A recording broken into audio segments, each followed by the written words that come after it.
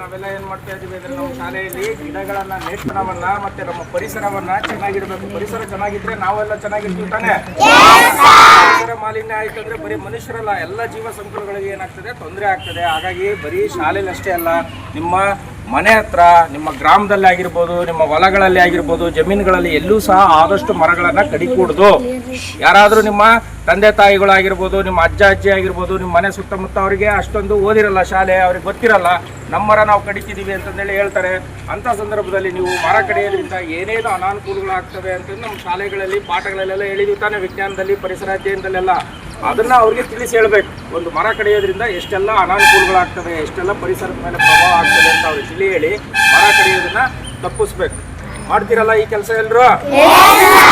ಅಂಗವಾಗಿ ಇವತ್ತು ನಮ್ಮ ಹರಿಹರ ಗ್ರಾಮಾಂತರ ಠಾಣೆಯ ಉಪ ನಿರೀಕ್ಷಕರು, ಸಬ್ ಇನ್ಸ್ಪೆಕ್ಟರ್ ಆಗಿರ್ತಕ್ಕಂಥ ಯುವರಾಜ್ ಸರ್ ಅವರು ಬಂದಿದ್ದಾರೆ.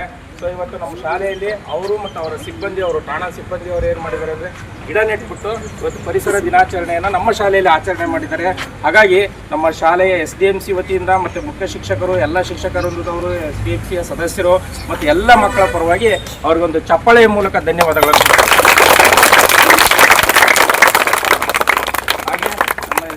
ಅಧ್ಯಕ್ಷರು ಮತ್ತು ಎಲ್ಲ SDMC ಮೆಂಬರ್ಸ್ಗಳು, ನಮ್ಮ ಶಾಲೆಯ ಎಲ್ಲ ಶಿಕ್ಷಕರವರು ಮತ್ತು ಎಲ್ಲ ಮಕ್ಕಳು ಮತ್ತು ನಮ್ಮ ಯುವ ಉತ್ಸಾಹಿ ಆಗಿರ್ತಕ್ಕಂಥ ಕಿರಣ್ ಅವರು ಎಲ್ಲರೂ ಬಂದಿದ್ದಾರೆ. ಸೊ ಅವರು ಈಗ ಫೋನ್ ಮಾಡಿಬಿಟ್ಟು ಅಲ್ಲಿ ಹೈಸ್ಕೂಲಿಂದ ಕರ್ಕೊಂಡ್ಬಂದಿದ್ದಾರೆ. ಸೊ ಇದೇ ರೀತಿಯಾಗಿ ಬರೀ ಪರಿಸರದಲ್ಲಿ ಗಿಡಗಳನ್ನು ನೆಟ್ಟು ಅಲ್ಲಿಗೆ ಬಿಡ್ತಕ್ಕಂಥದ್ದಲ್ಲ. ಫಸ್ಟ್ ಏನು ಮಾಡಬೇಕು, ನೆಟ್ಟಾದ್ಮೇಲೆ ಅದನ್ನು ಪೋಷಣೆ ಮಾಡಬೇಕು. ನೀವು ಅಷ್ಟೇ, ನಿಮ್ಮ ಮನೆಗಳಲ್ಲಿ ನಿಮ್ಮ ಬರ್ತ್ಡೇಗೊಂದು ಹುಟ್ಟುಹಬ್ಬಕ್ಕೆ ಕೇಕ್ ಕಟ್ ಮಾಡ್ತಿರಲ್ಲ, ಅದ್ರ ಬದಲಾಗಿ ಅಲ್ಲಿ ಎಲ್ಲಾದರೂ ಒಂದು ಜಾಗದಲ್ಲಿ ಒಂದು ಗಿಡ ನೆಟ್ಟು ಅದನ್ನು ಮುಂದಿನ ವರ್ಷಕ್ಕೆ ಅದು ಏನು ಮಾಡಬೇಕು ಅಂದರೆ, ನಿಮ್ಮ 5 ವರ್ಷ ಬರ್ತಡೇ ಆಗಿತ್ತು ಅಂದರೆ 5 ವರ್ಷಕ್ಕೆ 5 ಗಿಡಗಳನ್ನು ನೆಟ್ಟು ಬೆಳೆಸಿ. ಆಗ ನಮ್ಮ ಪರಿಸರ ಇನ್ನೂ ಸಹ ಉಳಿತದೆ ಮತ್ತು ಬೆಳೀತದೆ. ಎಲ್ಲ ಪರಿಸರ ಏನಾಗ್ತದೆ ಅಂದರೆ ನಮ್ಮ ಜೀವ ಸಂಕುಲಕ್ಕೆ ಒಳ್ಳೆಯದಾಗ್ತದೆ ಅಂತ ಹೇಳ್ತಾ, ಈಗ ನಮ್ಮ ಈ ವಿಶ್ವ ಪರಿಸರದ ದಿನಾಚರಣೆ ಕುರಿತು ನಮ್ಮ ಸಾಹೇಬರು ಮಾತಾಡಬೇಕು ಅಂತಂದೇಳಿ ಕೇಳ್ಕೊಳ್ತೀನಿ. ಯುವರಾಜ್ ಸಾಹೇಬರು. ನನ್ನ ಹೆಸರು ಯುವರಾಜ್ ಅಂತೇಳಿ ಆಲ್ರೆಡಿ ಹೇಳಿದ್ದಾರೆ ಸಾಹೇಬರು. ಇಲ್ಲೇ ನಿಮ್ಮ ಹರಿಹರ ರೂರಲ್ ಸಬ್ ಇನ್ಸ್ಪೆಕ್ಟ್ರು. ಈಗಾಗಲೇ ನಾವು ನಿಮ್ಮ ಊರಲ್ಲಿ ಹೈಸ್ಕೂಲ್ ಇತ್ತು, ಅಲ್ಲಿ ಹೋಗಿ ಒಂದು ಸ್ವಲ್ಪ ಹುಡುಗಿ ಸ್ಪೀಚ್ ಮಾಡಿ ಮತ್ತು ಗಿಡನೂ ನೆಟ್ಟು ಬಂದಿದ್ದೀವಿ.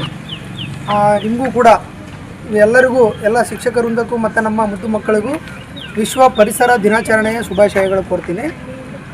ಈ ದಿನ ನೀವು ಸಾರ್ ಹೇಳ್ದಂಗೆ ಪ್ರತಿಯೊಂದು ಗಿಡನೂ ನಾವು ಕೆಲವೊಂದು ಏನೋ ವಿಶೇಷಿಸಿರ್ತತೆ. ನಿಮ್ಮ ಮನೆಯಲ್ಲಿ ನಿಮ್ಮ ಅಪ್ಪ ಅಮ್ಮ ಮದುವೆ ವಾರ್ಷಿಕೋತ್ಸವ ಆಚರಣೆ ಮಾಡ್ತಿರ್ತಾರೆ, ಮತ್ತು ನಿಮ್ಮ ಬರ್ತ್ಡೇ ಸೆಲೆಬ್ರೇಷನ್ ಮಾಡ್ತಿರ್ತಾರೆ, ನಿಮ್ಮ ತಾತಂದು, ಅಜ್ಜಿಂದು, ಅರ್ಥ ಆಯ್ತಾ?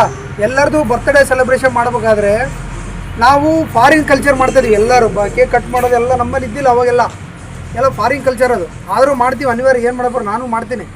ಆದರೂ ಅದ್ರ ಜೊತೆಗೂ, ಮಾಡೋದ್ರ ಜೊತೆಗೂ ಪ್ರತಿ ಹುಟ್ಟುಹಬ್ಬಕ್ಕೆ ತಂದೆ ತಾಯಿಗಳು ಏನು ವಿವಾಹ ವಾರ್ಷಿಕೋತ್ಸವ ಇರ್ತದೆ, ಅವತ್ತಿನ ದಿನ ಪ್ರತಿಯೊಂದು ಗಿಡನ ನಡೆಸುವಂಥ ಕೆಲಸನ ನಾವು ಮಾಡಬೇಕು. ಅವಾಗ ಮಾತ್ರ ಕೊಂಡಜ್ಜಿ ಒಂದು ಹಸಿರು ಕಾರಣ ಆಗಿ ಒಂದು ಒಳ್ಳೆ ಪರಿಸರ ನಿರ್ಮಾಣ ಆಗುತ್ತೆ. ನಿಮಗೂ ಓದೋಕ್ಕೆ ನಾಳೆ ಹೋಗಿ ಎಲ್ಲ ಓದ್ಬೇಕಪ್ಪ, ನಮ್ಮ ಮನೇಲಿ ಡಿಸ್ಟರ್ಬೆನ್ಸ್ ಇದೆ, ಎಲ್ಲ ಮರದ ಕೆಳಗೆ ಓದ್ಬೇಕಂದ್ರೆ ಒಂದು ಒಳ್ಳೆ ಮರನ ನಾವು ಬೆಳೆಸಿದರೆ ನಮ್ಮ ಮಕ್ಕಳು ಒಳ್ಳೆಯದಾಗುತ್ತೆ. ಮನೆಗೊಂದು ಮರ, ಊರಿಗೊಂದು ವನ ಅಂತೇಳಿ ಒಂದು ವಾಕ್ಯನೇ ಇದೆ. ಅದೇ ಪ್ರಕಾರ ನೀವು ಪ್ರತಿ ಮನೆಯಲ್ಲಿ ಒಂದು ಮರ ಮಾಡೋದ್ರ ಜೊತೆಗೆ, ಊರನ್ನ ಒಂದು ವನ ಮಾಡೋದ್ರ ಜೊತೆಗೆ, ಇಡೀ ರಾಷ್ಟ್ರ, ರಾಜ್ಯ, ಜಿಲ್ಲೆನ ಒಂದು ವನ ಮಾಡಿ ಎಲ್ಲ ನಮ್ಮ ರೈತ ಬಾಂಧವರಿಗೆ, ರೈತರಿಗೆ ಅಷ್ಟೊಂದಲ್ಲ, ಈ ಪರಿಸರ ಮರ ಬೆಳೆದ್ರೆ ರೈತರಿಗೊಂದಲ್ಲ ಎಲ್ಲರಿಗೂ ಅನುಕೂಲ ಆಗುತ್ತೆ. ಈ ನಮ್ಮಲ್ಲಿ ಎಷ್ಟೋ ದೇಶ ಭಾಷಣ ಇರ್ಬೋದು ಅಥವಾ ಎಲ್ಲರಲ್ಲೂ ಹಸು ಇರ್ಬೋದು, ಈ ಪರಿಸರ ಮಾತ್ರ ಯಾರನ್ನೂ ಕೇಳಲ್ಲ. ಅದು ಬಡವ ಶ್ರೀಮಂತ, ದೊಡ್ಡವರು ಸಣ್ಣವರು, ಹೆಣ್ಣು ಗಂಡು, ಜಾತಿ ಧರ್ಮ, ಪರಿಸರ ಯಾವುದು ನೋಡಲ್ಲ. ಅದು ಎಲ್ಲರಿಗೂ ಗಾಳಿ ಕೊಡ್ತದೆ, ಎಲ್ಲರಿಗೂ ನೀರು ಕೊಡ್ತದೆ, ಎಲ್ಲರಿಗೂ ನಾವು ಅವಶ್ಯಕ ಆದಂಥ ಏನು ಅಂಶಗಳಿದೆ ಎಲ್ಲದೂ ಕೊಡ್ತದೆ. ಆ ದೃಷ್ಟಿಯಿಂದ ಪರಿಸರನ ಅರ್ಥ ಮಾಡಿಕೊಂಡು ಪರಿಸರನ ನಾವು ಬೆಳೆಸಿ ನಮ್ಮ ಊರನ್ನು ನಾವು ಬೆಳೆಸೋಣ. ನಿಮ್ಮ ಶಾಲಾ ಮಕ್ಕಳಲ್ಲಿ ಎಲ್ಲ ಚೆನ್ನಾಗಿ ಓದಲಿ, ಒಳ್ಳೆ ವಿದ್ಯಾಬುದ್ಧಿ ಕೊಡಲಿ. ಮತ್ತು ನಿಮ್ಮ ಸ್ಕೂಲಿಗೆ ನಮ್ಮ ಬೀಟ್ ಪೊಲೀಸರು ಬರ್ತಾರೆ, ಅವ್ರು ಬಂದಾಗ ಮಾಹಿತಿ ಹೇಳ್ತಾರೆ. ಟೀಚರ್ಸ್ ಆಗಿರ್ಬೋದು ಮತ್ತು ಸ್ಟೂಡೆಂಟ್ ಆಗಿರ್ಬೋದು, ಅವ್ರ ಮಾತನ್ನು ಕೇಳಿ, ತಂದೆ ತಾಯಿ ಮಾತು ಕೇಳಿ ಎಲ್ಲ ಚೆನ್ನಾಗಿ ಓದಿ ಒಂದು ಒಳ್ಳೆ ಹುದ್ದೆ ತಗೊಳ್ಳಿ. ಇವಾಗಲೇ ಏನು ಬಿಟ್ಗಳಂತ ಹೇಳ್ತಾ ನಮ್ಮ ಒಂದು ಮಾತನ್ನು ಮುಗಿಸ್ತೇನೆ. ಜೈ ಹಿಂದ್, ಜೈ ಭಾರತ್. ನನಗೆ ಹೋಗ್ಬೇಕೀಗ, ಮತ್ತೆ ಬರ್ತೀನಿ. Okay, thank you. ಸರ್, ಚಪ್ಪಾಳೆ ಮೂಲಕ ಧನ್ಯವಾದಗಳು.